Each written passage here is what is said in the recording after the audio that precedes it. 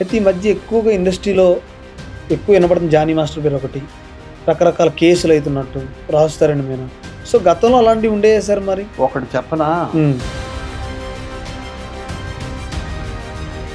Director ఒకసారి ఒక గీత గీసి నువ్వు రావాలి, నువ్వు నాకు కావాలి అన్న తర్వాత ఇంకా వెళ్ళకపోతే వాడు ఉండకూడదు. ఇంక ఇండస్ట్రీలో బయటకు వెళ్ళిపోవడం మేము రాకపోవడం అదంతా వేరే విషయం.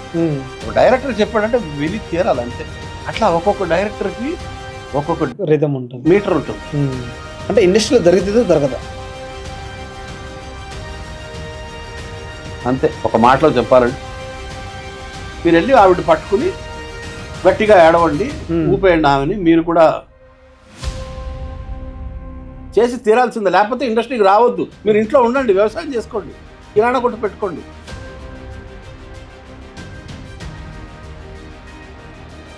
దాంతోనే సరిపెట్టుకోవాలి. అట్లా గడిచిందిలే. బాగా ఆకలేసేది సరిపోయేది కాదు, డబ్బులు లేవు.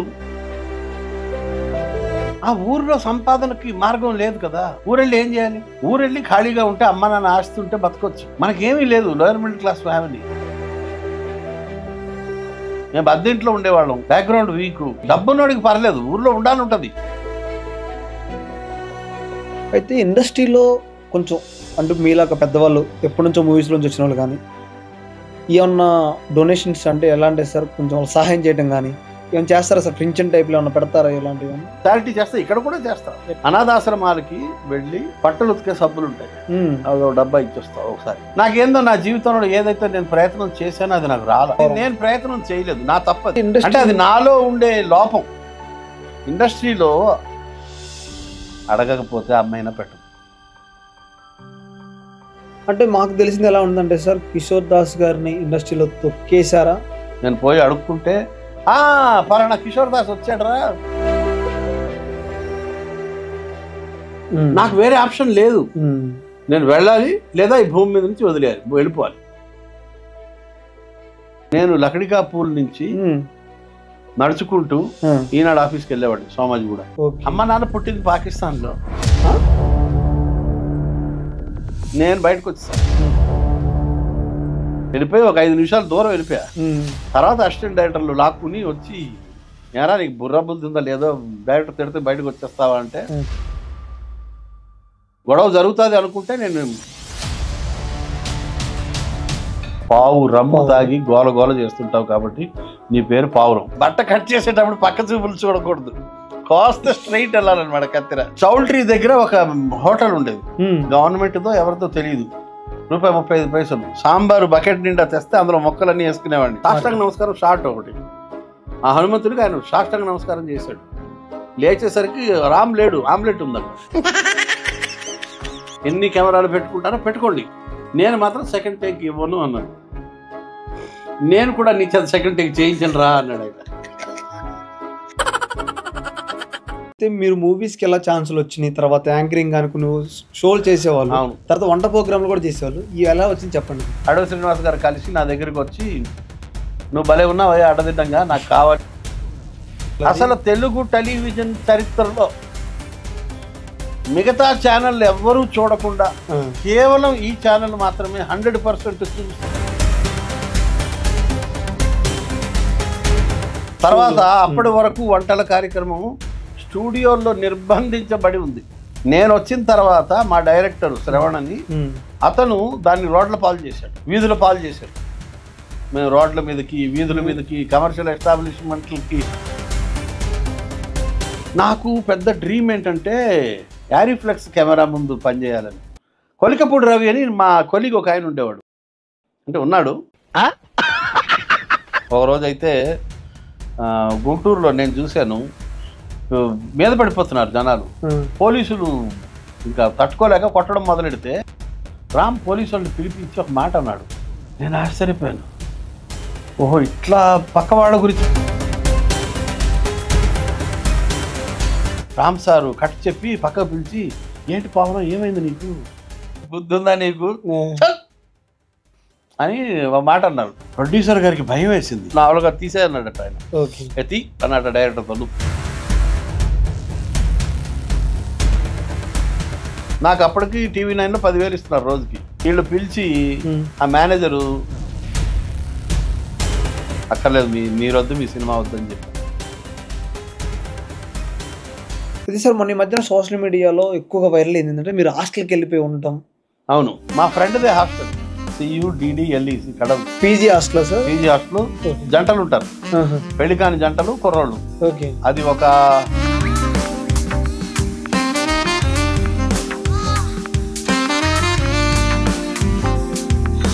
ఇప్పుడు నా ఉద్దేశంలో ముగ్గురు చిరంజీవులబ్బా.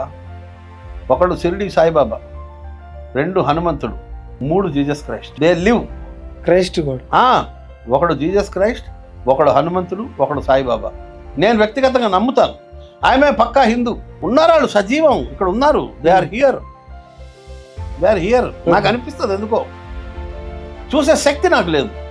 ఒక పుస్తకంలో మొదటి వాక్యం ఏంటంటే, మనిషి చావు గురించి చాలా మాట్లాడతాడు కానీ చావు తర్వాత ఏం జరుగుతుందో ఎవరికి తెలియదు. కానీ ఒకటి తెలుసా, చావు తర్వాత బాగుంటుంది అనడానికి ఏమైనా ఆధారాలు ఉన్నాయా? ఇంకొకటి, చనిపోవాలంటే చాలా ధైర్యం కావాలి. అందులో 10వ వంతు ధైర్యం ఉన్నా ఈ భూమి మీద బతికేవచ్చు. కొబ్బరి నూనె 1 కిలో రాసుకుని తిరుగుతుంటారు తలకాయ. అసలు చాలా ఈజీ సార్ ఆడవాళ్ళని హ్యాండిల్ చేయడం. మా రోజుల్లో కాలేజీలో మాది కో ఎడ్యుకేషన్, అమ్మాయితో ఎవరు మాట్లాడేవాళ్ళు కాదు. నేను ఒక్కడనే కాలేజీలో విపరీతంగా అమ్మాయిలతో తిరిగేవాడిని. దాసన్నయ్య అమ్మాయిలందరూ నన్ను దాసన్నయ్య. ఐఎమ్ ది బిగ్గెస్ట్ అన్నయ్య of college.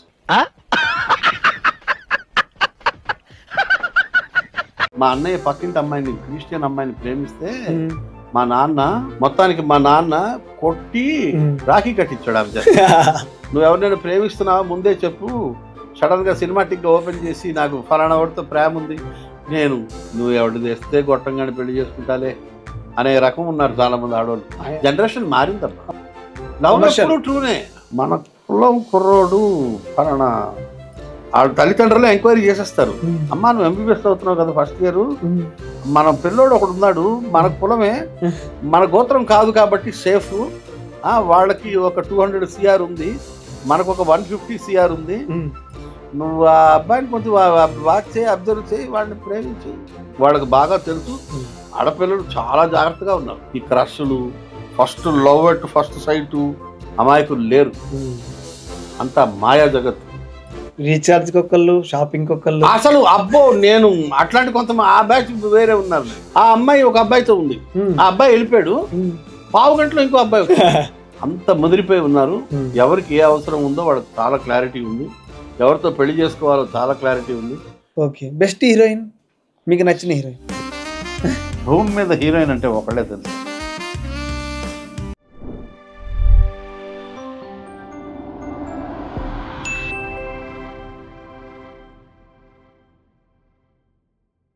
Welcome to kaizen news. నేను వంశీకృష్ణ. ప్రజెంట్ మనతో ఉన్న గెస్ట్ ఎవరంటే మీకు ఎలా చెప్పాలంటే, కొన్నిసార్లు జర్నలిస్ట్గా, కొన్నిసార్లు వంట ప్రోగ్రాంలో, కొన్నిసార్లు హోస్ట్గా, యాంకరింగ్గా చాలా అన్నిట్లో క్రియేట్ చేశారనమాట. దగ్గరగా ఒక 80-90 సినిమాలు తీయడం జరిగింది.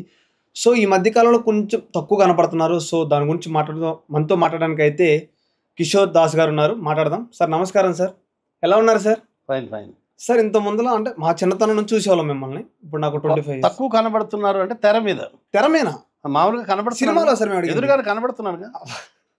మొదలు పెట్టారా? పర్లేదు చెప్పండి.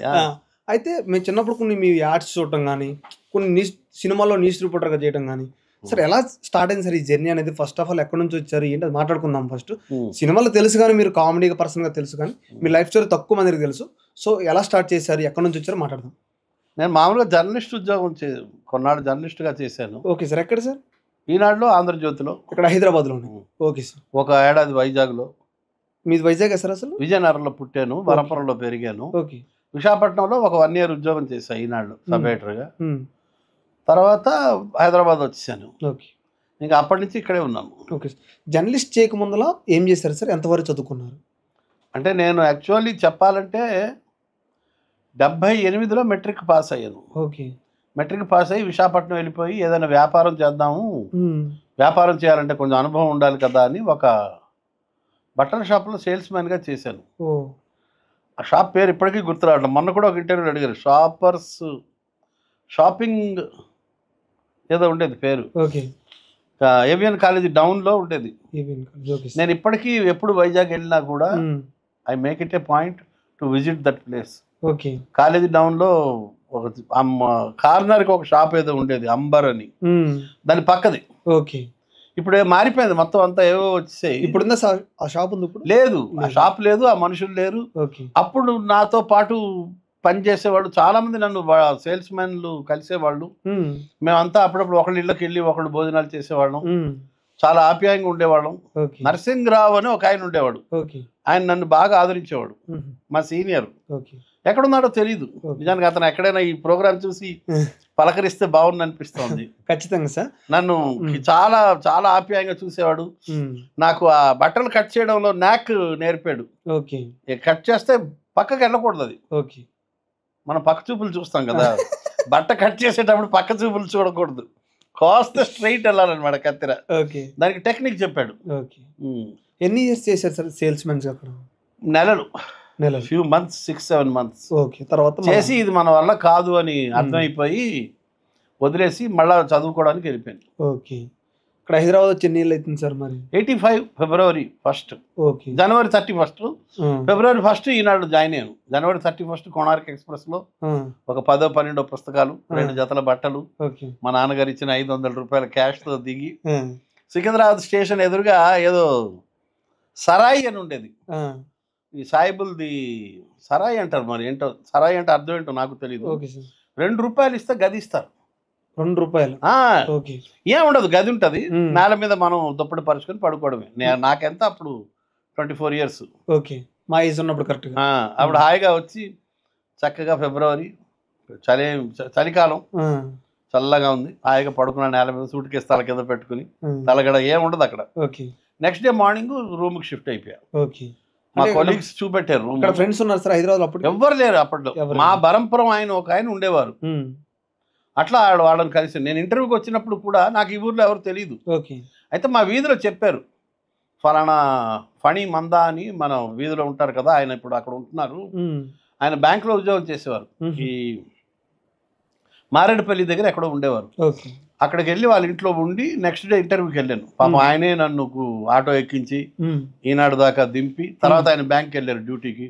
వాళ్ళ ఇంట్లో దిగిన రోజు అన్నం పెట్టాడు ఆయన, నెక్స్ట్ డే అన్నం పెట్టాడు, రైలు ఎక్కించాడు, వచ్చి ఇంటర్వ్యూ ఫేస్ చేశాను. అది 84 November. మరి ఫస్ట్ ఇంటర్వ్యూ ఏమైంది సార్ వచ్చినప్పుడు? ఇది ఈనాడు సక్సెస్ అయింది. ఈనాడు జాయిన్ అయ్యాను, 85 February జాయిన్ అయ్యాను. అయితే 78లో ఒక 6-7 నెలలు విశాఖపట్నంలో బట్టల షాపులో సేల్స్ మ్యాన్ గా 140 రూపాయలకి చేశాను. 140 రూపాయలకి? 2-3 నెలలు ఒక షాప్ లో చేశాను. తర్వాత మారి ఇంకో షాప్ లో 160 రూపాయలు అయింది. 20 రూపాయలు జీతం పెంచారు. అప్పుడు ₹1.35 భోజనం, ₹1.35. Okay sir. చౌల్ట్రీ దగ్గర ఒక హోటల్ ఉండేది, గవర్నమెంట్తో ఎవరితో తెలియదు, ₹1.35. సాంబారు బకెట్ నిండా తెస్తే అందులో మొక్కలన్నీ వేసుకునేవాడిని. ఇప్పటికే అలవాటు పోలేదు. కడుపు నిండాలి. ఒక ప్లేట్ మీల్స్ ఇచ్చాడు ₹1.35కి. కుర్రాన్ని కదా ఆకలి ఎక్కువ వేసేది, బాగా ఆకలి వేసేది, సరిపోయేది కాదు, డబ్బులు లేవు, దాంతోనే సరిపెట్టుకోవాలి. అట్లా గడిచిందిలే. అయితే సార్ ఫస్ట్ మీరు హైదరాబాద్ వచ్చేటప్పుడు మీ పేరెంట్స్ చెప్పారు 500 ఇచ్చారని చెప్పారు డాడీ వాళ్ళు. సో ఎందుకురా అక్కడ వరకు, ఎందుకు ఇక్కడ ఉండేది ఒకటి చేసుకుని చెప్తారు కదా ఇంట్లో వాళ్ళు? లేదు, ఉద్యోగం కావాలి. మా ఊర్లో ఎంప్లాయ్మెంట్ పొటెన్షియల్ లేదు. చిన్న టౌన్, సపోర్ట్ చేసేవాళ్ళు ఇంట్లో వాళ్ళు. చిన్న టౌన్, మా ఊర్లో ఉద్యోగాలు ఏం లేవు, మంచి ఉద్యోగాలు. 800 was good salary, reasonably good salary. Eenadu Hyderabad. Eenadu వచ్చిన తర్వాత లైఫ్ అంతా చేంజ్ అయిపోయింది. ఎప్పుడైనా అనిపించిందా సార్ ఎందుకు మనకి ఇదంతా హైదరాబాదు అంటే? ఒకప్పుడు వేరు, ఇప్పుడు వేరు హైదరాబాదు. ఆ ఊర్లో సంపాదనకి మార్గం లేదు కదా. ఊరెళ్ళి ఏం చేయాలి? ఊరెళ్ళి ఖాళీగా ఉంటే అమ్మ నాన్న ఆస్తుంటే బతకొచ్చు. మనకేమీ లేదు, lower middle class family, nothing. మేము బద్దెంట్లో ఉండేవాళ్ళం, బ్యాక్గ్రౌండ్ వీక్. డబ్బున్నోడికి పర్లేదు, ఊర్లో ఉండాలంటది. ఏ రోజైనా సరే బరంపురం వెళ్ళి ఉండాలన్నదే కోరిక, అందులో ఏం అనుమానం లేదు. కానీ బరంపురం ఏమైనా ఉండాలి కదా, ఆ రోజు ఏమీ లేదు, ఇన్కమ్ సోర్స్ ఉంటే ఉండేవాళ్ళు. Okay sir. ఈనాడుకు వచ్చిన తర్వాత ఎలాంటి అన్న అంటే ఎక్కువగా కొంచెం ఉంటాయి కదా విధులు, అంటే రిపోర్టర్కి వచ్చినప్పుడు కొన్ని సబ్ ఎడిటర్ గా చేశాను, రిపోర్టర్ గా చేయలేదు. ఓకే, సబ్ ఎడిటర్ చేశారు. డెస్క్. ఓకే, ఫస్ట్ ఎన్ని జర్నలిస్టులు 2 రకాలు, ఒకడు డెస్క్, ఒకడు ఫీల్డ్. అవును, రోడ్డు మీద తిరిగి వార్తలు తెచ్చేవాడు ఒకడు, వాళ్ళు రాసింది దిద్ది పెట్టేవాడు ఒకడు. నేను డెస్క్ డెస్క్ మ్యాన్. ఓకే, ఎన్ని తిరిగి తెచ్చేవాడే మగవాడు నిజానికి. అంతే కదా. ఎన్ని ఏళ్ళు చేశారు అక్కడ? ఈనాడు ఒక 5, 5. ఆంధ్రజ్యోతి ఒక 10-12 ఏళ్ళు చేశాను. తర్వాత ఈనాడు తర్వాత అటు వెళ్ళారు, ఆంధ్రజ్యోతికి వెళ్ళారు. ఓకే, అక్కడ డెస్క్ సార్ లేకపోతే 2 డెస్క్, రిపోర్టింగ్ లాస్ట్ లో రిపోర్టింగ్ చేశా. ఒక 10 ఏళ్ళు సబ్ ఎడిటర్ గానే ఉన్నాను. ఓకే, మ్యారేజ్ ఎప్పుడైంది సార్ మరి? 87 నవంబర్ ఇక్కడికి వచ్చిన తర్వాత. 85లో ఇక్కడికి వచ్చారు, 2 ఇయర్స్ తర్వాత పెళ్లి చేసుకున్నారు. అప్పుడు ఎలా ఉండేది? ఈనాడులో ఉద్యోగం ఉంది కాబట్టి పిల్లలు ఇచ్చారు, లేకపోతే ఎందుకు ఇస్తారు నా మొహానికి? ఓకే, ఆస్తా పాస్తా. ఓకే సార్, చిన్న అంటే 24 ఇయర్స్ మా ఏజ్ ఉన్నప్పుడు ఎలా ఉండేవాళ్ళు సార్? బక్కగా ఉండేవాళ్ళు. పెళ్ళైన తర్వాత లావయ్యారు. పెళ్ళైన తర్వాత లావయ్యారు. మేడం గారు వంటలు బాగుంటాయా? చాలా బాగుంటాయి. ఓకే, నార్త్ ఇండియన్ సింధీ వాళ్ళం మేము. సింధీలో. ఓకే సార్, మరి విజయనగరం అన్నారు కదా సార్? అవును, విజయనగరం. ఓకే, అమ్మ నాన్న పుట్టింది పాకిస్తాన్లో. అమ్మ నాన్న పుట్టింది పాకిస్తాన్లో. ఓకే, అయితే వాళ్ళు ఇండియా వచ్చేసారు పార్టిషన్ అయిన తర్వాత. భారతదేశం 2 ముక్కలైన తర్వాత వాళ్ళు ఇండియా వచ్చేసారు. ఓకే, నాన్న వాళ్ళకి అప్పుడు వయసు 10-12 ఏళ్ళు. 10-12 ఏళ్ళు. ఓకే, ఓకే సార్, అయితే మీరు మూవీస్కి ఎలా ఛాన్సులు వచ్చినాయి? తర్వాత యాంకరింగ్ అనుకుని షోలు చేసేవాళ్ళు, తర్వాత వంట ప్రోగ్రాంలు కూడా చేసేవాళ్ళు. ఇవి ఎలా వచ్చింది చెప్పండి. ఇప్పుడు first of all TV chance వచ్చింది. ఓకే, అంటే మా కొలీగ్స్ కొంతమంది హెల్ప్ చేస్తే, రామ్మోహన్ నాయుడు అని, కొలికపూడి రవి అని, వీళ్ళు సహాయం చేస్తే చిన్న వేషాలు 1-2 వేసాను. అయితే కొంతకాలం తర్వాత నేను ఈ ఫీల్డ్లోకి వచ్చాను. అంటే ఒకరోజు ఒక పార్టీలో అడవి శ్రీనివాస్ గారు కలిసి నా దగ్గరికి వచ్చి, నువ్వు భలే ఉన్నావు అడ్డదిడ్డంగా, నాకు కావాలి, ఒక ప్రోగ్రామ్ చేయాలనుకుంటున్నాను, చేస్తావా అంటే చేస్తాను సార్ అన్నాను. అట్లా నేను ఫస్ట్ ఎంటర్ అయ్యాను ఫీల్డ్లోకి. ఏం ప్రోగ్రామ్ చేశారు సార్ ఫస్ట్? మా టీవీలో సరసం పెద్దలకు మాత్రమే అనే ప్రోగ్రామ్. ఓ, అది మీరేనా సార్?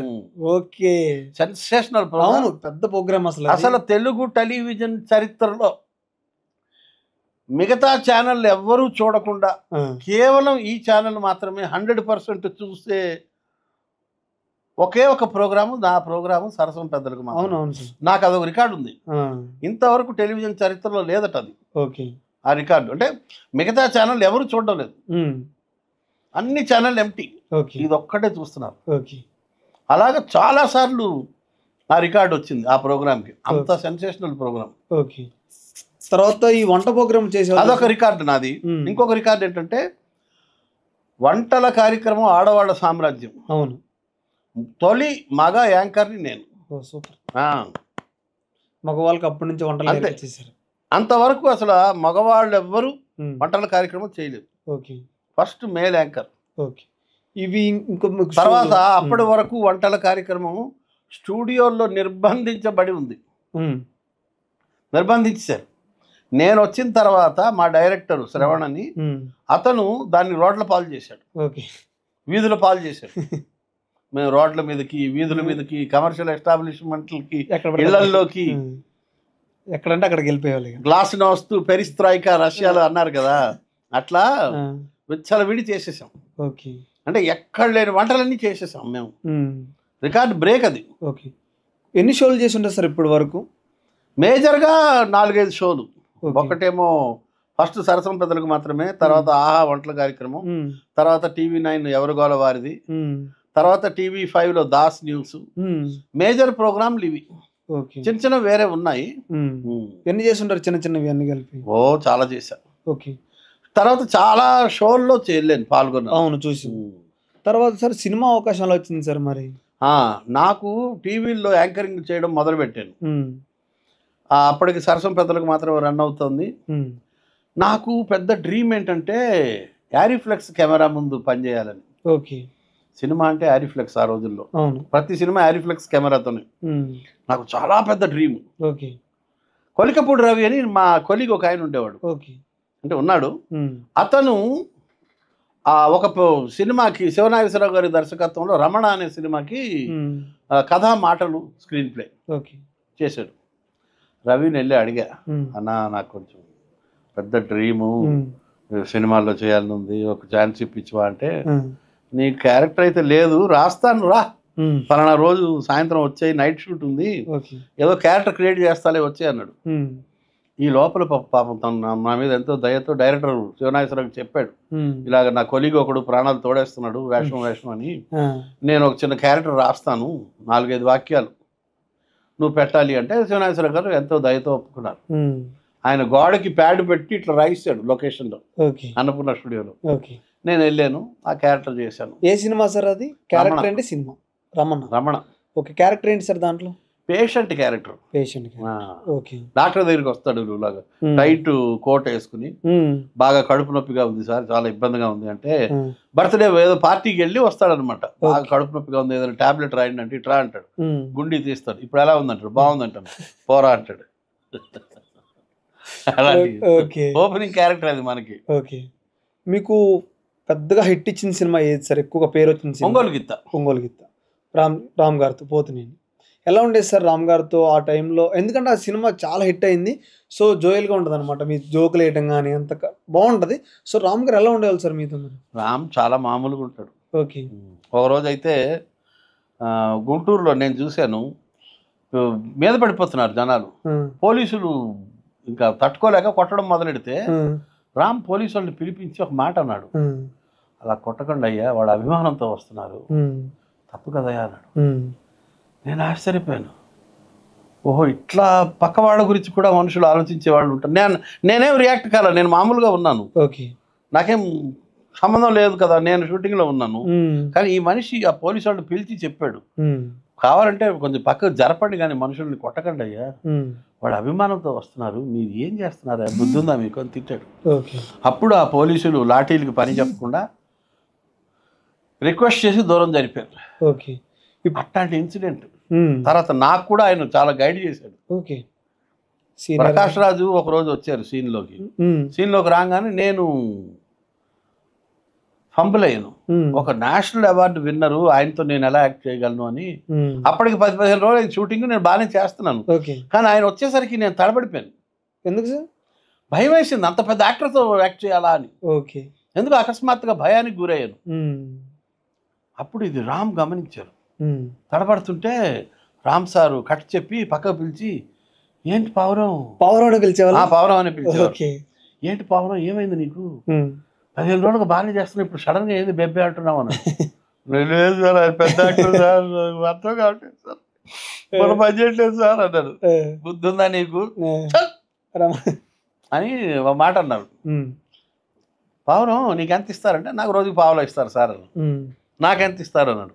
మీకు రోజుకు 10 రూపాయలు ఇస్తారు సార్ అన్నాడు. ఆయనకి ఎంత ఇస్తారన్న, 5 రూపాయలు ఎంత ఇస్తారు సార్ అన్నాడు. అంటే అర్థం ఏంటి, ఇక్కడ అందరం కూలోడమే, నువ్వు కాస్త చిన్న కూలి, నేను కాస్త పెద్ద కూలి, ఆయన ఒక మధ్యస్థం కూలి, అందరం పని చేయడానికి వచ్చిన వాళ్ళం కదా, ఆయన్ని చూసి నువ్వు భయపడ్డం ఏంటి, ఏమైనా అర్థం ఉందా అన్నారు. ఇంకా ఆ తర్వాత చెల్లరైపోయారు. తర్వాత ప్రకాష్ రాజు ఉన్న ప్రతి సీన్ లో నేను కొంచెం ఓవర్ యాక్షనే చేశాను. సినిమా మొత్తం ఉండేవాళ్ళు సార్ దాంట్లో, మొత్తం ఓవరాల్ 42 days ఉన్నాను నేను. యాక్చువల్గా చిన్న క్యారెక్టర్, ప్రొడ్యూసర్ గారితో చేయించేద్దామని అనుకున్నారు, కానీ ఆ ప్రొడ్యూసర్ గారు ముందు చేసేద్దాం అనుకున్నారట.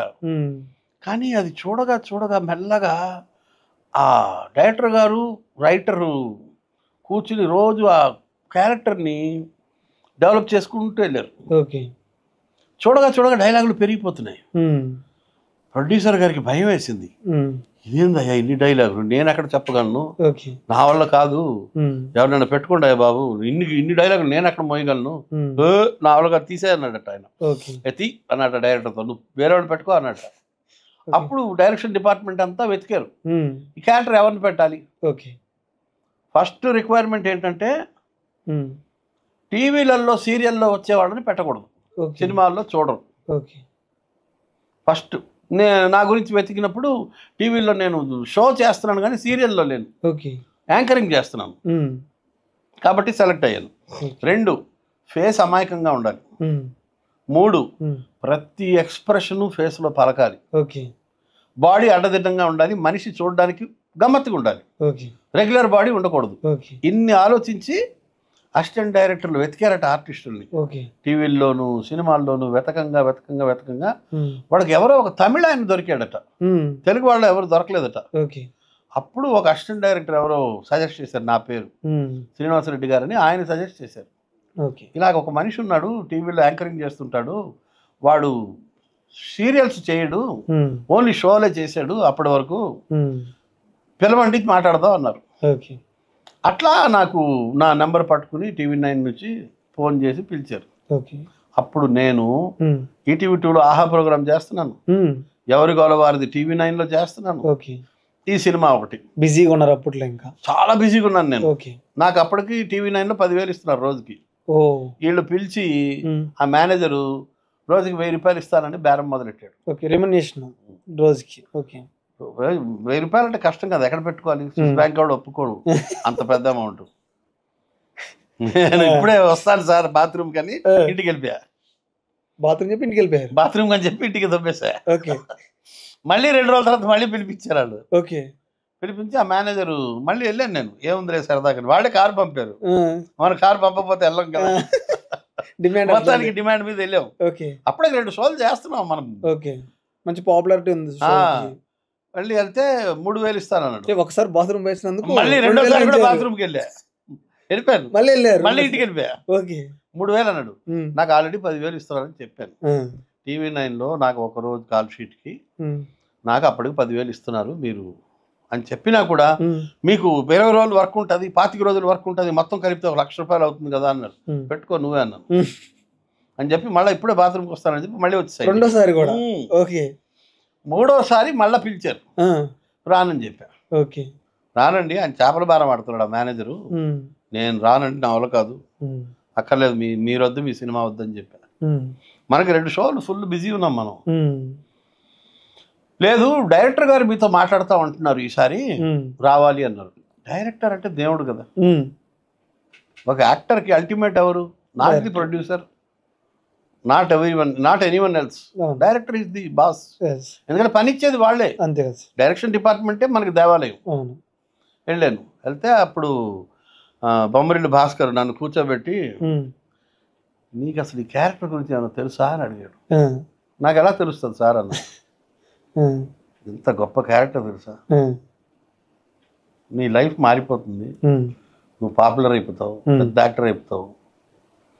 నేను ఒక సినిమా మైనస్లో ఒక సినిమా ప్లస్లో ఉన్నాను, బొమ్మరిల్లు సూపర్ హిట్, ఆరెంజ్ పోయింది, ఈ స్థితిలో నాకు ఈ సినిమా అత్యవసరం, నువ్వు నాకు హెల్ప్ చేసిన వాడు అవుతావు, క్యారెక్టర్ ఒప్పుకో, మంచి క్యారెక్టర్, నీ క్యారెక్టర్ పేరేడో తెలుసా, తెలియదు సార్, పావు రమ్ము తాగి గోల గోల చేస్తుంటావు కాబట్టి నీ పేరు పావురం, అసలు ఆ పేరు ఎంత హిట్ అవుతుందో నీకు ఊహించగలవా అన్నాడు.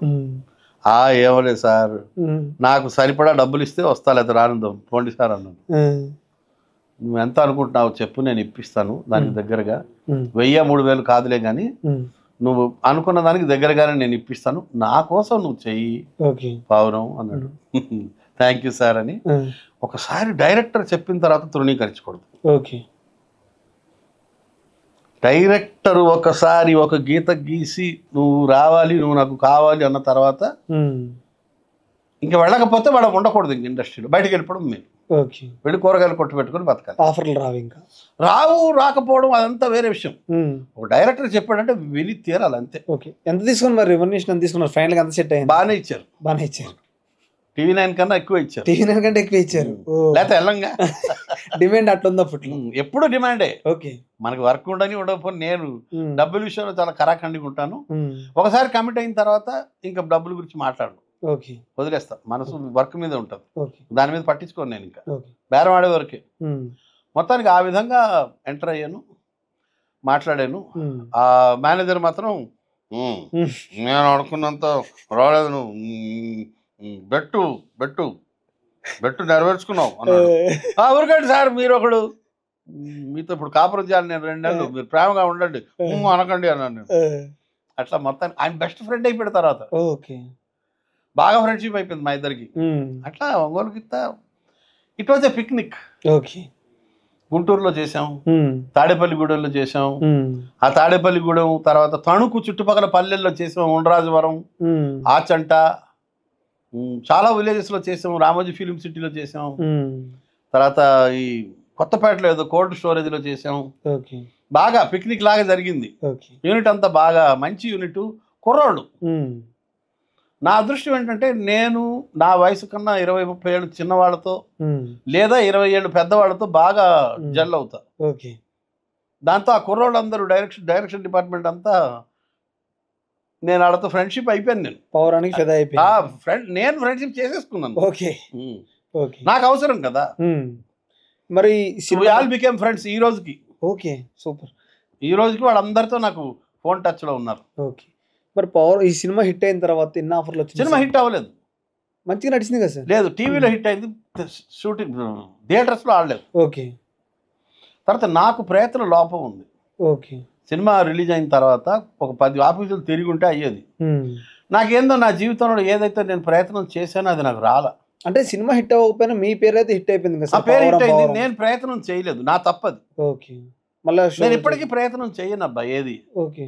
దేవుడు ఇచ్చింది తీసుకుంటా అంతే. అంతే. అంటే అది గర్వము పొగరు అని కాదు, కొంచెం చేత కాదు. ఎవరైనా మనిషి ఎదురుగా ఉంటే వంశీ నువ్వు ఎదురుగా ఉన్నావు అనుకో, వంశీ నాకు కొంచెం వర్క్ ఇవ్వా అని అడుగుతా.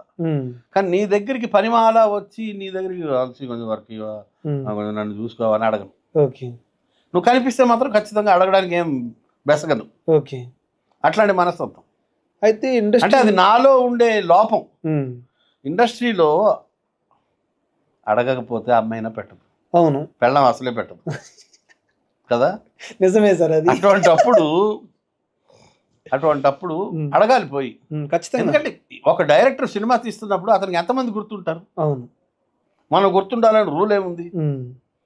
మనం వెళ్ళి అడిగితే పలానా కిషోర్ దాస్ వచ్చాడరా, నేను క్యారెక్టర్ ఇద్దామా అని డైరెక్షన్ డిపార్ట్మెంట్తో డిస్కస్ చేసి ఇవ్వచ్చు.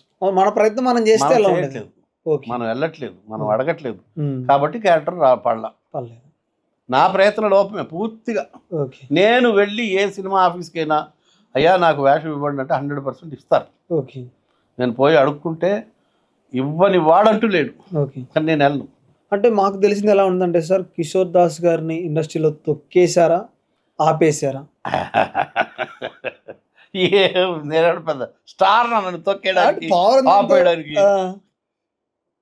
నేనేమో పెద్ద క్యారెక్టర్ వేసానా? నేను ఎవరికైనా ఏం సార్ ఆ సినిమాలో అసలు కామెడీ అంతా అసలు రామ్ గారితో మాకు బాగా అనిపించింది, మస్తు నవ్వుకుండా సినిమా ఎప్పుడు చూసినా కూడా. పెర్ఫామ్ చేశాను, పెర్ఫామ్ చేయించారు. డైరెక్టర్ గారు కృషి ఉంది, అందులో డైరెక్షన్ డిపార్ట్మెంట్ కృషి ఉంది. డైరెక్షన్ డిపార్ట్మెంట్ అంతా కలిసి వాళ్ళు చెప్తారు కదా, ఇలా చేయి దాసు, ఇలా చేయని. వాళ్ళందరూ చెప్పడం వల్లనే చేయగలిగాను. నేను స్వతహాగా ఐఎమ్ నాట్ అన్ యాక్టర్. నేను పెద్ద యాక్టర్ని కాదు. నాకు స్వతహాగా ఒక డైలాగ్ ఇచ్చి నువ్వు ఇలా చెయ్యి అంటే నేను చేయలేను, నాకు రాదు. వాళ్ళు ఎలా చేయమంటే అలా చేస్తారు. నాకు డైరెక్టర్ ఎలా చెప్తే అలా చేసేస్తాను. I'm always a directors actor. నాకు సొంత పెర్ఫార్మెన్స్ అంటూ ఇలా చేస్తే బాగుంటుంది అంటూ నాకేం ఉండదు. అయితే sir I might improvise a little, మహా అయితే. బట్ మామూలుగా డైరెక్టర్ చెప్పింది నేను ఫాలో అయిపోతా. నేను డైరెక్టర్ డిగ్రీ పట్టుకోగలను. ఇప్పుడు ఒక్కొక్క డైరెక్టర్ ఉంటారు. ఇప్పుడు దాసరి నారాయణరావు గారు ఉన్నారు, కొంచెం ఓవర్ ప్లే చేస్తే ఇష్టపడతారు. నీ పేరేంటి? బొబ్బిలి పులి. మీ అసలు పేరేంటి? బొబ్బిలి పులి. సర్టిఫికేట్ లో ఉన్న పేరేంటి? బొబ్బిలి పులి. ఇది దాసరి నారాయణరావు గారు బాణి. బొమ్మరిల్లు భాస్కర్ అలా ఉండదు, చాలా మామూలుగా ఉండాలి. అవును, ఫ్లాట్. అవును, నార్మల్గా ఉంటే ఆయన ఇష్టపడతారు. ఓవర్ అస్సలు ఇష్టపడ్డా ఆయన. అట్లా ఒక్కొక్క డైరెక్టర్కి ఒక్కొక్క రిథం ఉంటుంది, మీటర్ ఉంటుంది. ఆ మీటర్ నేను అవలేలుగా పట్టేస్తాను. ఏ డైరెక్టర్దైనా. నేను ఎప్పుడైనా షూటింగ్కి వెళ్తే అందుకే మొదట నాకు పెట్టకండి అని చెప్తా. చూస్తా మిగతా వాళ్ళకి డైరెక్షన్ డిపార్ట్మెంట్ ఎలా చేయిస్తున్నారు, ఆర్టిస్ట్ ఎలా చేస్తున్నాడు, డైరెక్టర్ గారు ఏది చేస్తే ఆయన మొహంలో వెలుగు కనిపిస్తుంది, డైరెక్టర్ గారికి ఎలా కావాలి, డైరెక్టర్ గారు ఏ మీటర్ నచ్చుతుంది, అది చాలా జాగ్రత్త ఒక గంట కనిపెడతాను నేను. ఇప్పుడు మనకు సాయంత్రం పని వస్తుంది అంటే రెడీ అయిపోతా. సార్ ఒంగోలు గిత్తులో ఎక్కువ టేక్స్ తీసుకున్న ఏమైనా ఉందా సీన్? ఎక్కువ టేక్స్ తీసుకున్న సీన్ ఎక్కడైనా? అట్లేం లేదు, మొత్తం టేకులు పెద్దగా తీసుకున్న సందర్భం ఏం లేదు. మామూలుగా 2-3 టేకులు సీనే అంతే. 10 టేకులు ఎప్పటి వరకు వెళ్ళలేదు అసలు. 10 టేకులు ఎప్పుడైనా ఒకసారి ఏదైనా ఉంటుంది కదా సార్, ఒకటే డైలాగ్ ఉంటుంది, డైరెక్టర్ గారు చిక్కాబడిన రోజు ఉంటుంది, ఏదన్నా ఉందా? ఒకసారి జరిగింది. చెప్పండి. రమాప్రభతో ఒక క్యారెక్టర్, రమాప్రభ నిద్రపోతూ ఉంటుంది. ఓకే. నేను లోపలికి వెళ్ళబోతూ టక్కున ఆగిపోతాను. ఆమె పడుకున్న ఆమె నా చెయ్యి మీద చెయ్యి వేస్తుంది. అవును. నేను ఇక కదలలేని పరిస్థితిలోకి ఇరుక్కుంటాను అనమాట. హీరో లోపల వెళ్ళి హీరోయిన్ మంచం మీద ఆమెను కెలుకుతా ఉంటాడు. అవును.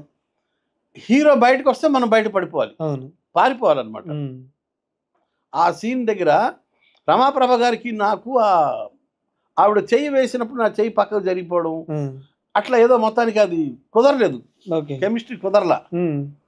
బాగా విసుక్కున్నాడు నా మీద డైరెక్టర్. ఓకే. ఏం సరిగ్గా చెయ్యేంటి అని ఆమెకు చెప్పలేకపోయాడు, పాపం పెద్ద ఆవిడ కదా, ఆమెకు చెప్పలేకపోయి నన్ను తిట్టాడు. నాకు కోపం వచ్చింది. నేను బయటకు వచ్చేసా, లొకేషన్ నుంచి బయటకు వెళ్ళిపోయాను. వెళ్ళిపోయి ఒక 5 నిమిషాలు దూరం వెళ్ళిపోయా. తర్వాత అసిస్టెంట్ డైరెక్టర్లు లాక్కుని వచ్చి, ఏరా నీకు బుర్ర బుద్ధిందా లేదో, డైరెక్టర్ తిడితే బయటకు వచ్చేస్తావా అంటే, తప్పు నాది లేనప్పుడు నన్నేం అనకండి అన్నాం.